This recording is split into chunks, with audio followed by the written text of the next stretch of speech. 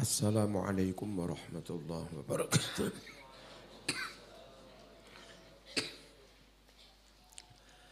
Bismillahirrahmanirrahim. Alhamdulillahirabbil alamin.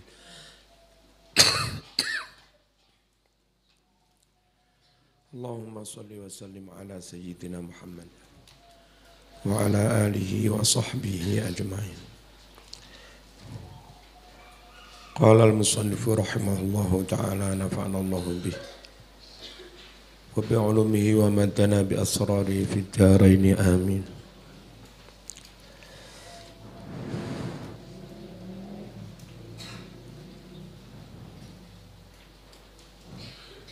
Menyembelih harus dengan memotong khulqum dan mari, jalannya nafas dan jalannya makan. Menurut Syafi'i, sunnahnya ditambahi urat nadi kanan kiri.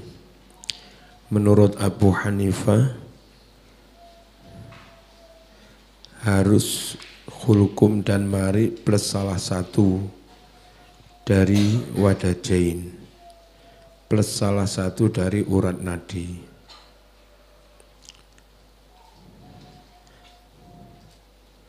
Wa tafsilu utawi rincian tentang sembelian iku fi kutubil fikhi ono ing dalam piro-piro kitab fikih, illa hanya saja anna Malikan wa Aba Hanifah setuhune Imam Malik lan Imam Abu Hanifah iku i'tabarul mauta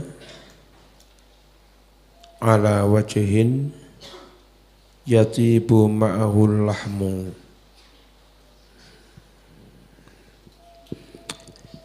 Setuhune Imam Malik lan Imam Abu Hanifah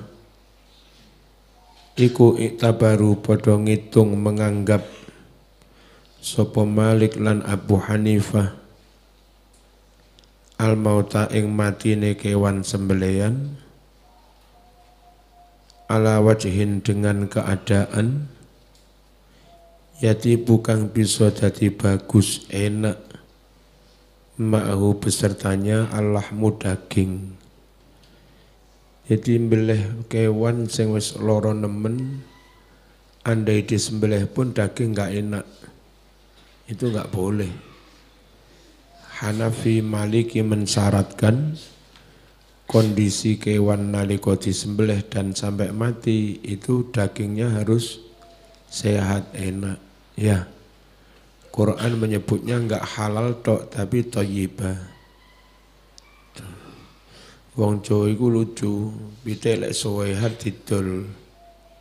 Sing mangan Cina, lek wis lara lagi dibeleh dipangan dhewe, sakno wong Jawa iki.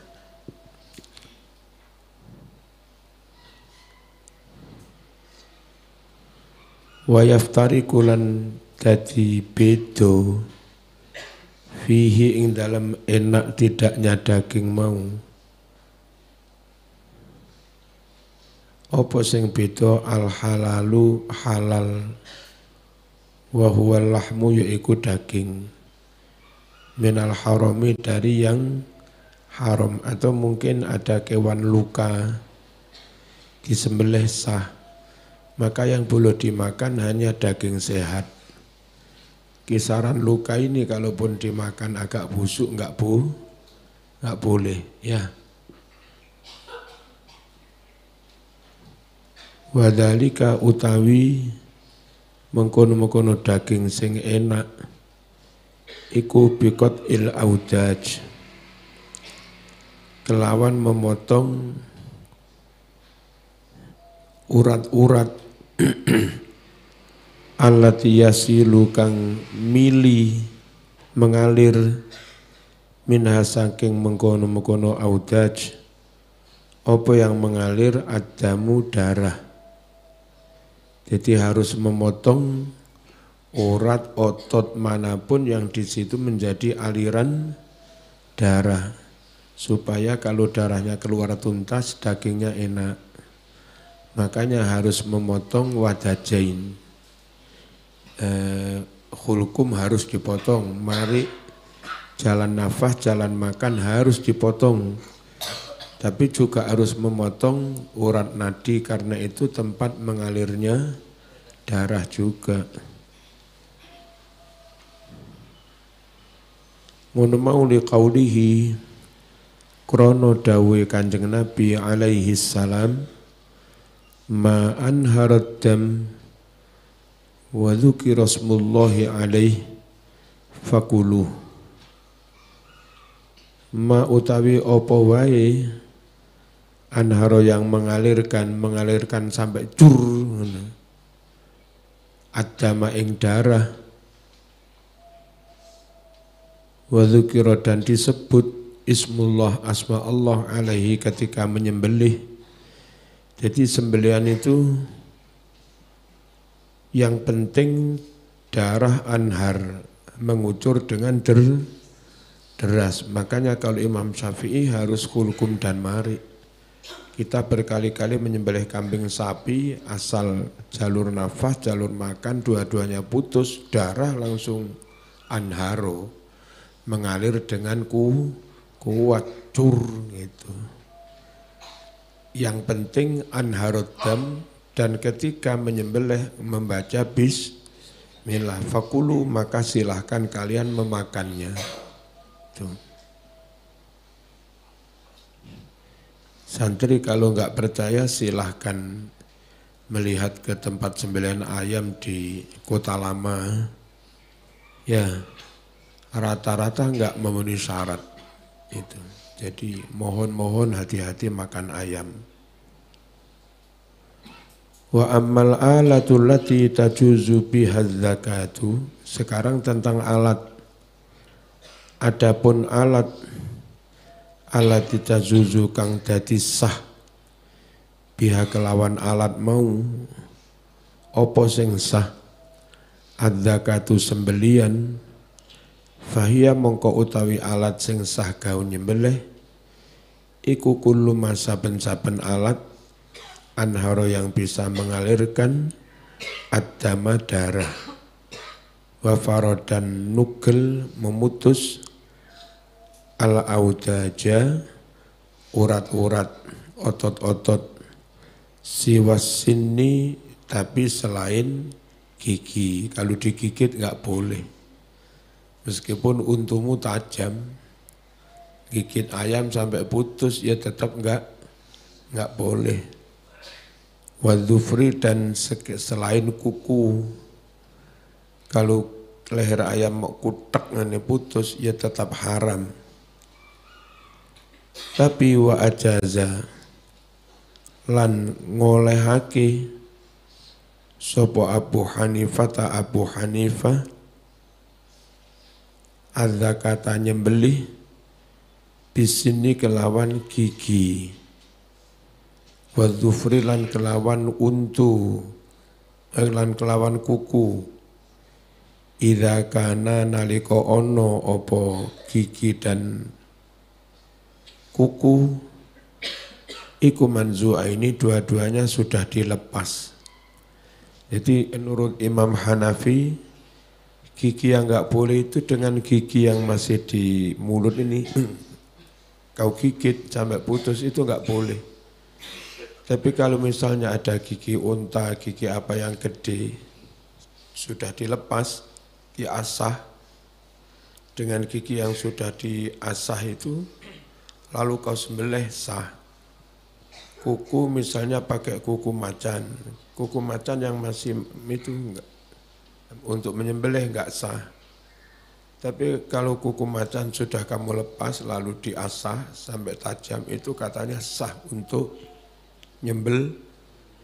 Imam Hanafi begitu, asal manzu'aini. Dua-duanya sudah dicopotnya. Fa'ammal ba'iru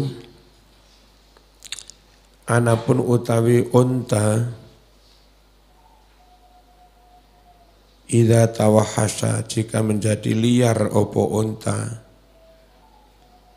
au tarodda atau nyemplung opo unta jatuh fi bi'rin ing dalam sumur Unta, sapi, binatang gede nyemplung sumur. Gimana nyembelihnya Mas? Maka boleh pakai tumbak, bismillah, cok sekenaknya. Itu halal, ya. Padahal kalau nggak sedang liar dipegang harus disembelih. Tapi karena liar boleh. Aja bubuk ya, ada aja bubuk.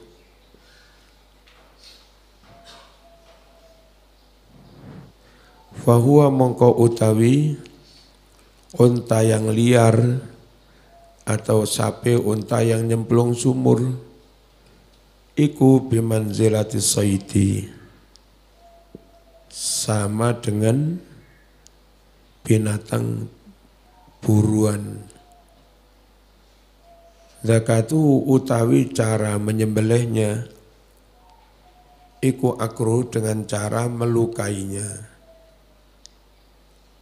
disawat pedang sekenaknya sampai mati ya.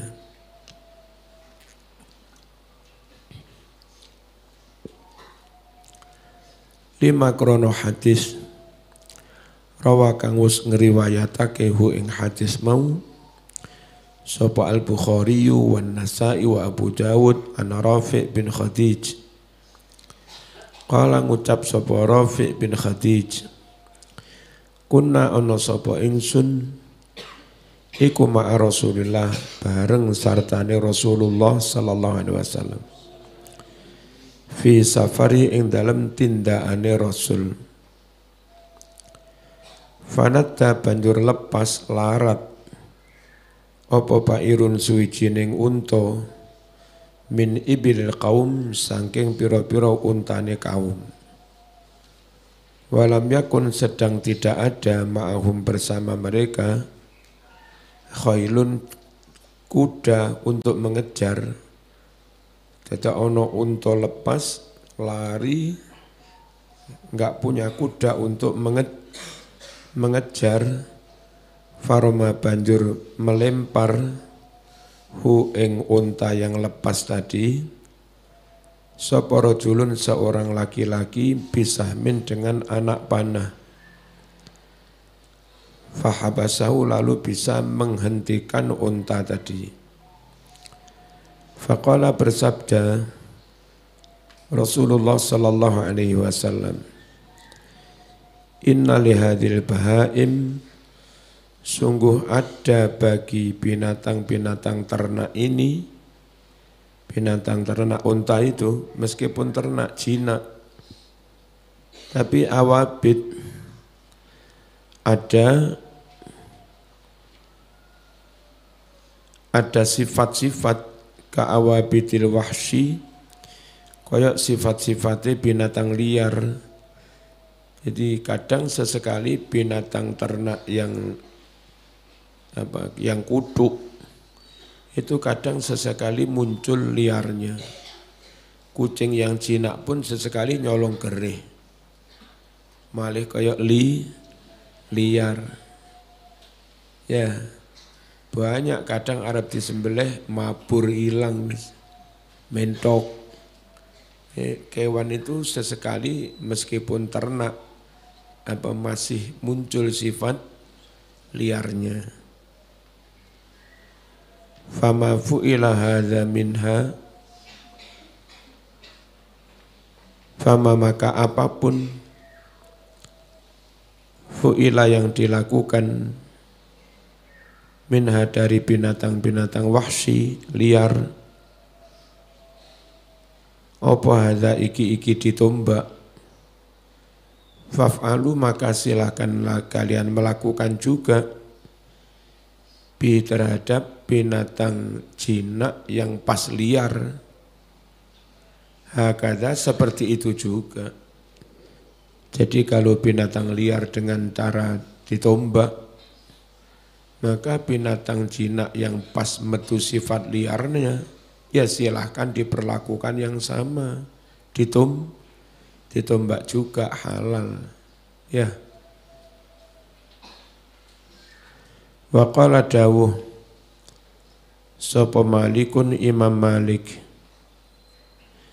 zakatuhu zakatul maqduri alaih, utawi cara menyembelih kewan yang lepas atau nyemplung sumur, yaitu sama dengan menyembelih kewan yang bisa ditangkap. Repot kayak Imam Malik itu. Bagaimanapun karena dia binatang jinak, nggak boleh sekedar ditombak. Cara menyembelihnya ya seperti kewan biasa yang sudah ketangkap itu. Ya repot, tapi sekarang nggak repot. Sapi kecemplung sumur, ada petugas yang pakai tali ke bawah, nyencang kakinya macam-macam, terus nanti dikerek pakai alat bisa naik. Ya. Kalau dulu nggak ada alat begitu. Qala dawuh, diundangkan keren, menghadirkan keren harganya 50 juta. Sapinya sapi Madura regane 15 juta. Rugi ya men. Qala dawuh sapa Imam Ahmad, Imam Malik berfatwa begitu, mungkin belum dengar hadis tadi bahwa binatang jinak yang liar lepas itu menyembelihnya sama dengan binatang yang liar, boleh pakai tombak. La'alla Malikan, barangkali Imam Malik iku lam yasma belum mendengar sapa Imam Malik hadis Rafi' bin Khadij, belum dengar hadisnya Rafi' bin Khadij. Wa qad ta'awwala, dan benar-benar mentakwil sapa Ibnul Arabi, kalau enggak salah dia bermadzhab Maliki, fi tafsiri, dalam tafsirnya Ibnul Arabi Ahkamul Quran, al-haditha, mentakwil hadis tersebut, bi anna mafadahu, bahwa makna dari hadis tersebut adalah jawazu habsima, dibolehkannya menghentikan hewan natta yang lepas larat, minal bahaim, dari binatang-binatang ternak. Cara menghentikannya gimana? Birramyi, dengan dipanah atau dilempar tombak, wa ghairihi, atau dengan cara yang lain. Li'anna dzalika zakatun laha, karena dengan melempar itu memang cara menyembelihnya. Wa annahu la budda minadz-dzabhi lil an'am, dan wa annahu, sesungguhnya, la budda, tidak bisa tidak, harus, minadz-dzabhi, nyembelih, lil an'am, binatang-binatang ternak. Cuma yang larat cara menyembelihnya ya dilempar, ditombak, intinya tetap harus disembelih. Ini hanya beda redaksi, maknanya sama. Dia madhab Maliki, pokok harus disembelih. Tetapi gimana mas, ada hadis begitu? Ya memang itu cara nyembelihnya, ya sama saja mas. Ya, qaul itu berarti sama. Yang mazhab lain ditombak boleh. Mazhab Maliki harus disembelih kayak binatang yang sudah ketangkep. Nah, tapi gimana mau larat? Ya itu cara nyembelihnya. Boleh, ya berarti ditombak juga boleh. Al-hukmur rabi', hukmu saytis siba wal jawarih. Hukum hasil berburunya binatang buas, berburu pakai anjing, berburu pakai burung elang, wal jawarih, dan binatang-binatang yang bisa membunuh, melukai. Dalla, telah menunjukkan, qauluhu, dawe Allah, wa ma'allamtum minal jawarihi mukallibin, hewan-hewan yang ditangkap oleh hewan, alamtum, yang telah kalian didik, kalian latih, mukallibina halih melatih berburu, biasanya anjing ya. Minal jawarih, dari berbagai macam binatang yang bisa melukai. Binatang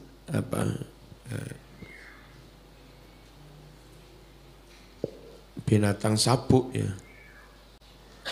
Maksudnya mu'allimina telah mengajari lah kepada jawarih, kau ajari as-soida cara berburu.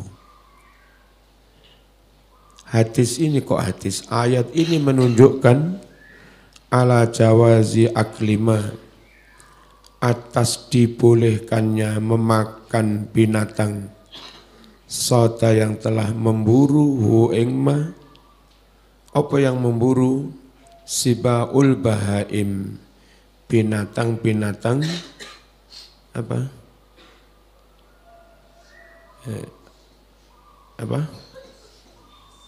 binatang buas, wal jawarih, dan burung-burung yang memang bisa melukai, kal kalbi seperti anjing, wal fahdi macan. Asal sudah kamu latih berburu pakai macan boleh ya. Wasokri, burung elang, wal bazi, mirip-mirip ya burung elang. Bisarti, dengan syarat an yakuna yantoh ono opo al hayawanu, binatang buas yang dipakai berburu tadi, awit toiru atau burung elang tadi, syaratnya mu'allaman, sudah dilatih. Sudah dilatih itu ukurannya sampai terbiasa, diberi kode itu langsung nangkep binatang, ditangkap tok lalu diberikan pada majikan. Setiap disuruh begitu bisa seperti itu namanya sudah terlatih. Dan hasil berburunya halal. Cuma pas melatih, pas melepas ya baca bismillah. Lari cek, berikan majikannya, halal. Hanya kita madhab Syafi'i, bekas yang digigit anjing itu najis, ya bawa dulu ke kali metro. Nah, dicelupkan kali metro yang ada tanahnya, budak ya, keruh. Nah, di situ cuci 7 kali, otomatis menjadi suci. Jangan di air bening. Air yang agak keruh ada campuran tanah. Karena najisnya anjing dicuci dengan air yang dicampuri tanah, meskipun sekali yang campur tanah itu. Kalau di situ ya campur tanah terus, wong budak terus. Ya, baru nanti dikonsumsi. Waqad ittafaqa, benar-benar telah bersepakat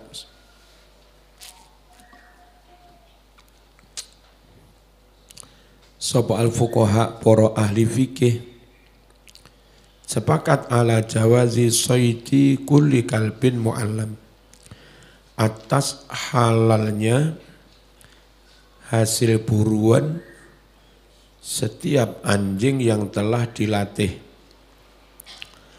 Liqaulihi, karena sabda Nabi alaihi salam li Adi bin Hatim, kepada Adi bin Hatim, idza arsalta kalbakal mu'allama, jika Anda melepaskan anjingmu yang telah dilatih itu, wa dzakarta asmallah, dan zaman juga menyebut asma Allah, lepas anjing sambil mengucap bismillah, fakul, maka silahkan Anda makan mimma, dari hewan, amsaka, yang mana anjing itu telah menangkap, aleka, untuk kamu.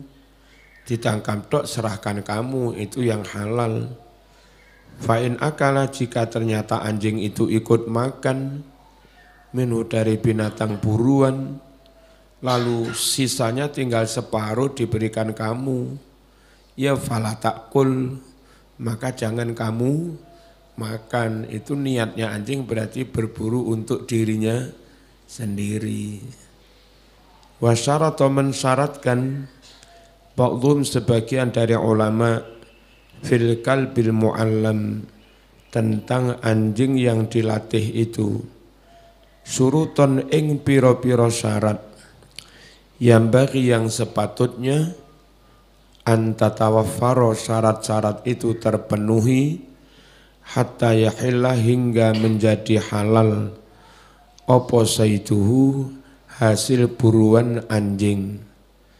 Minha di antara syarat-syarat itu satu an yakuna mu'allaman yujibu idza tu'iya wa yanzajiru idza zujiro. An yakuna yanto ono opo anjing iku mu'allaman telah dilatih yujibu dia merespon idza tu'iya ketika dipanggil datang merespon ya cak sat gitu.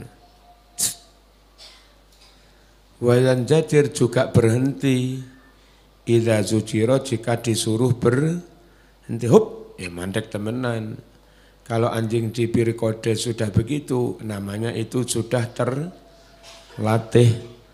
Liqauli krono firman Allah Ta'ala tu'allimunahunna kalian mengajari, melatih binatang-binatang itu. Kedua, alla ya'kula min saydihi. Hendaknya binatang buas itu tidak memakan dari hasil berburunya. Alladzi sadau yang mana dia telah memburunya.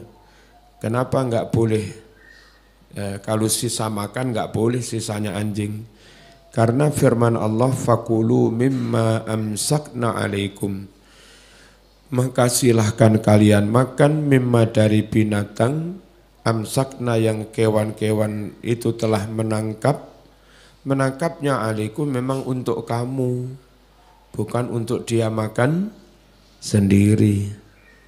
Yang ketiga an yuzkarusmullah, hendaknya sambil menyebut asma Allah inda irsali ketika melepas binatang buruan itu. Liqaulihi karena firman Allah wadhkurusmallahi alaih, sebut nama Allah ketika melepasnya. Wa qaulihi dan karena sabda baginda Nabi Muhammad sallallahu alaihi wasallam wa dzakartasmallah, tadi yang hadis tadilah ya, dan kau sebut asmanya Allah ketika melepas. Nomor 4 an yakuna alladzi yasitu bihadzal hayawan musliman.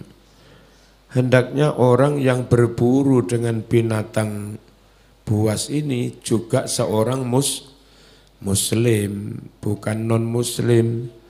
Tapi aneh wasyarata mensyaratkan pula ba'dhum sebagian dari ulama mensyaratkan an yakuna al-kalbu aswad. Hendaknya anjing itu harus anjing hitam. Mungkin dulu itu yang buas itu hanya anjing hitam. Kalau enggak hitam ya anjing rumahan, enggak sah untuk berburu. Mungkin ya. Intinya itu harus buas. Wa fi ba'di hadis syurut, di sebagian syarat-syarat ini khilafun ada perbedaan pendapat bainal fuqaha di antara para ahli fikih. Yu'lamu yang mana perbedaan itu bisa diketahui dari mana? Min kutubil fikhi, dari kitab-kitab fikih. Wallahu a'lam.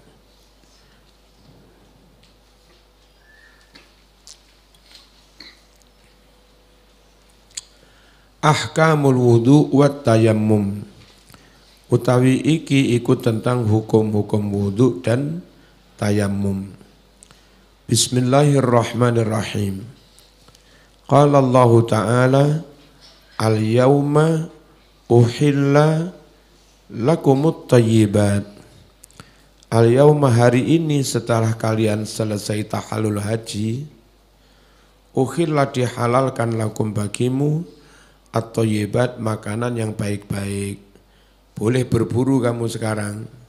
Silahkan kijang enak, silahkan diburu. Ya, apalah burung emprit enak ya silahkan diburu. buru karena kamu sudah selesai tahallul, selesai ihram, tapi berburunya harus di luar Makkah. Di Makkah enggak boleh meskipun sudah tidak ihram. Wa ta'amul ladzina utul kitab hillul lakum. Makanan hasil sembelihan para ahlul kitab Yahudi Nasrani karena mereka sama-sama megang kitab samawi, hillun hukumnya halal lakum bagimu. Sembelihan orang Kristen, sembelihan orang Yahudi ahlul kitab itu halal. Tapi dalam mazhab Syafi'i ada syarat. Satu, kalau itu Kristen yang tidak ikut Trinitas, Kristen Ortodok kayak di Rusia itu, Tuhannya tetap satu, enggak nyembah Isa, ya, belum ikut bid'ah yang berat-berat, itu dalam madhab Syafi'i, ngerti ya? Terus karena Yahudi Nasrani itu khusus untuk Israel, maka Yahudi Nasrani yang sembelihannya sah di samping yang ortodok itu yang memang dari keturunan Israel, dari mbah-mbahnya memang beragama Yahudi atau Nasrani sejak sebelum Nabi Muhammad. Mereka sembelihannya sah. Kalau mereka bukan Yahudi, bukan Israel kayak Jawa, Arab, itu sembelihannya sah asal yang nyembah Tuhan satu tadi kayak ortodok, plus dari nenek moyangnya sejak sebelum Nabi diutus emang sudah beragama Yahudi atau Kristen, dan syarat itu di Jawa enggak ada. Semua Yahudi atau kalau ada Yahudi kalau ada Kristen di Jawa, di Nusantara itu mesti hasil dibawa oleh Belanda. Berarti jauh setelah Kanjeng Nabi. Makanya saya sering dalam ceramah, sembelihannya Kristen enggak sah untuk konteks sekarang di Indonesia. Tapi kalau di Timur Tengah, di Suriah masih banyak yang memenuhi syarat kayak yang disebut Imam Syafi'i itu. Paham ya?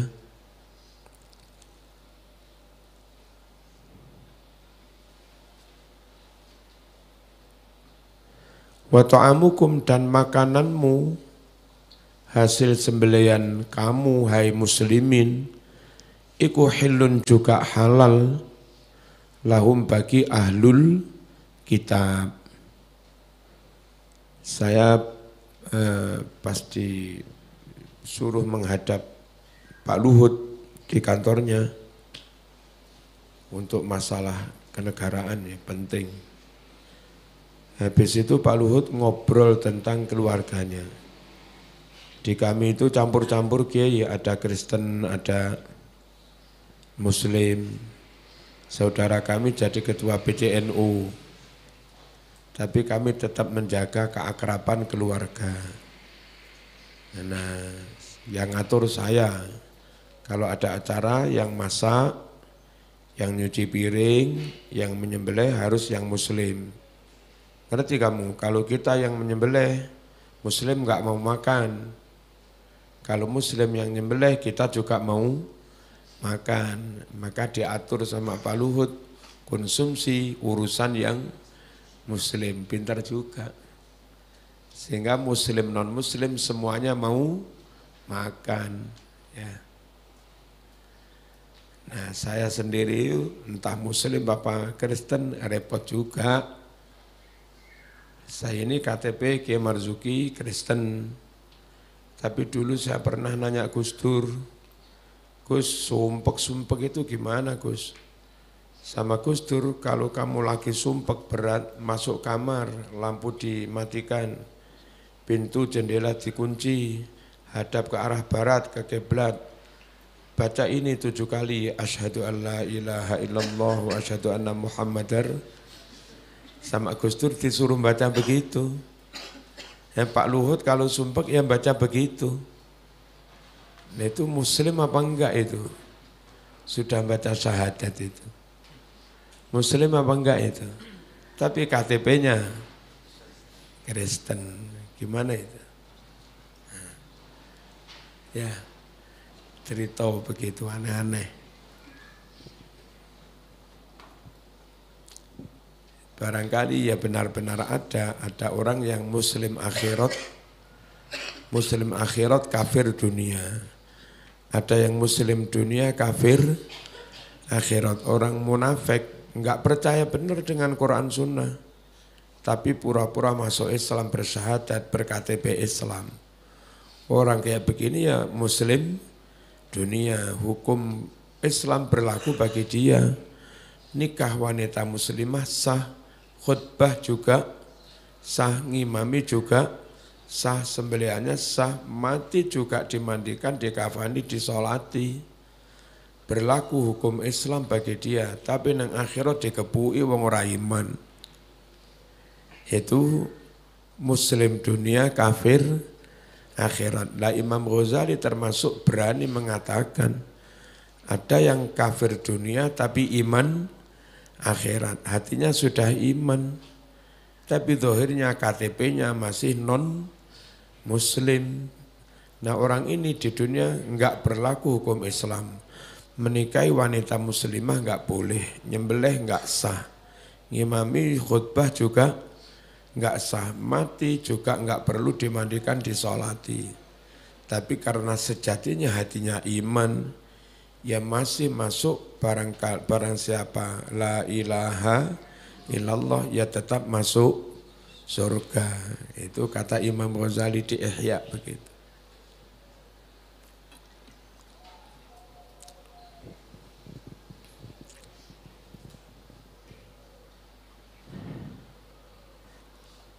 Wal muhsanatu minal mu'minat, dan halal juga dinikahi wanita-wanita merdeka dari kalangan ibu-ibu muslimat mukminat.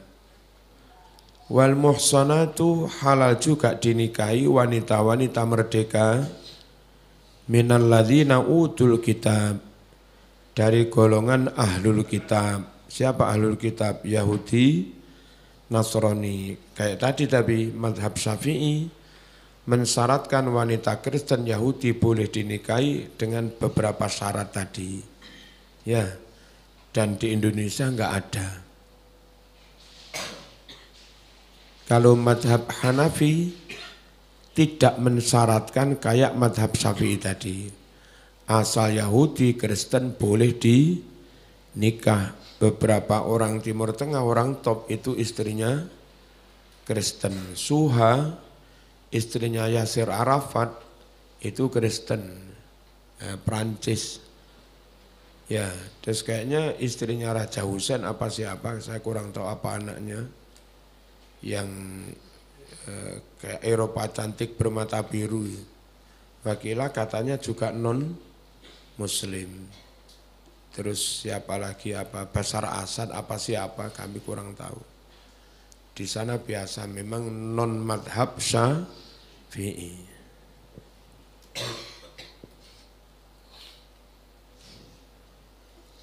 Min qablikum, dari umat sebelum kamu, ini loh yang disyaratkan madhab Syafi'i.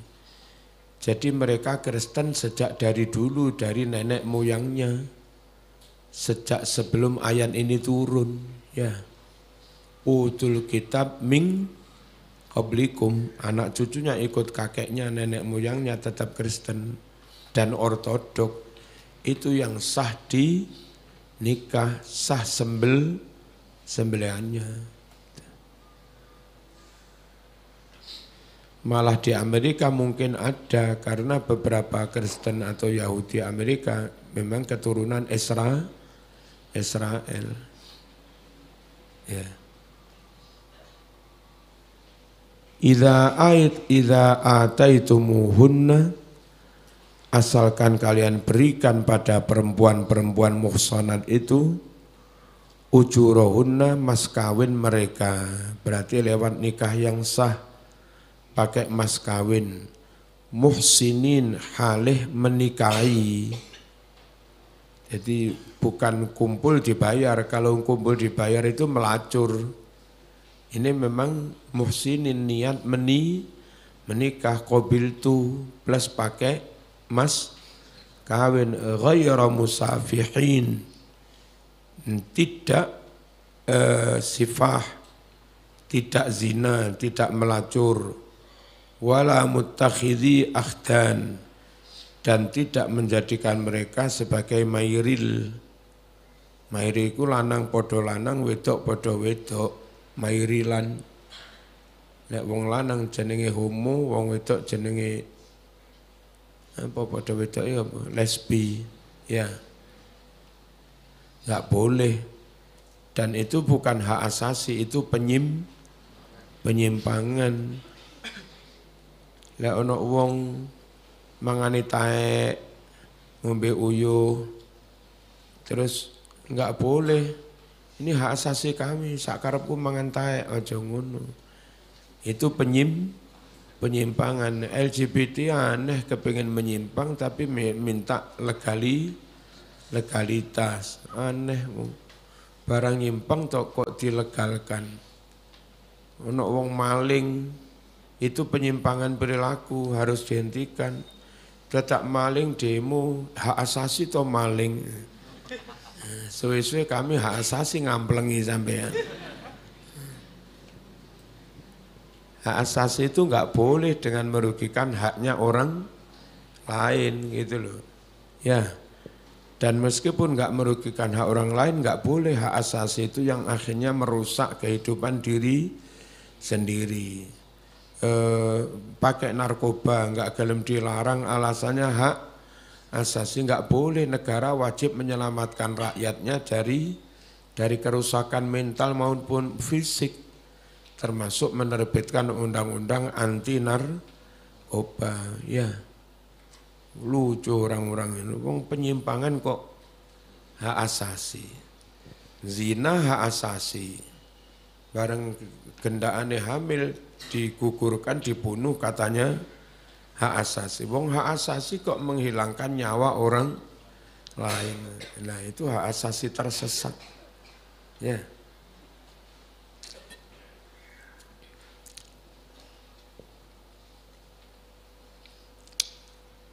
Itu human right yang tersesat.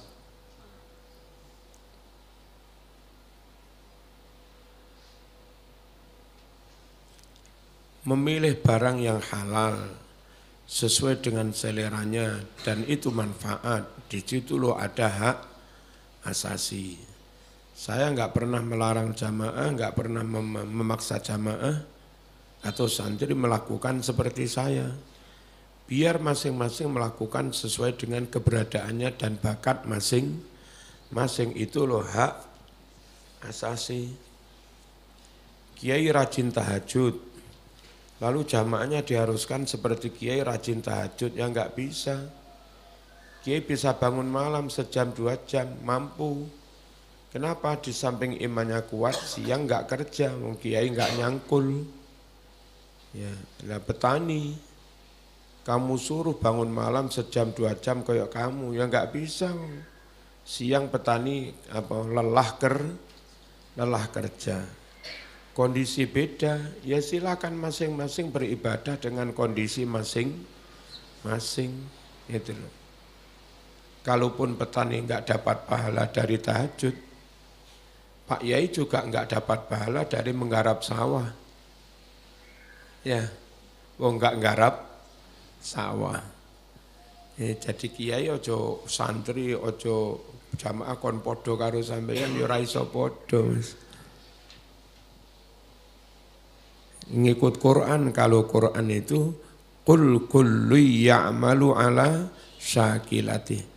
Katakan Muhammad, biar masing-masing orang beramal sesuai dengan keadaan masing-masing. Itu. Pak polisi dikongkon apalan Quran ngaji tafsir, ya akeh maling mas. Ki polisi kok sepi ning dalan, polisi ini tasik apalan tafsir, ngawur ae sampean. Kabeh itu juga ibadah, meskipun dengan cara yang beda. Wa may yakfur bil iman, barang siapa kufur setelah iman, Kayak begini loh Mas, memaknai bi itu kadang yang asli maknanya kelawan. Terus apa maksudnya barang siapa kafir dengan iman itu gimana?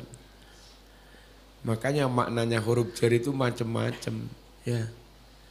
Barang siapa kufur setelah beriman. Bil basta'in wa ati awid al-siqi wa mislama wa min wa an. Ba itu antara lain maknanya an. An itu tabaqin an tabaq. Satu fase setelah fase yang lain. An bermakna setelah. Wa may yakfur bil iman, siapa kufur, yang bi maknanya an. Siapa kufur setelah dia beriman, ya kayak begitu. Makanya menafsiri Quran nggak apal alfiyah ya konyol. Kalau nggak apal alfiyah ya minimal apal jami udurus lah. Tambah munyeng teman. Kalau belum alim ojo kakean pola lah ya. Saya saja yang sudah jadi ketua PW Rawani.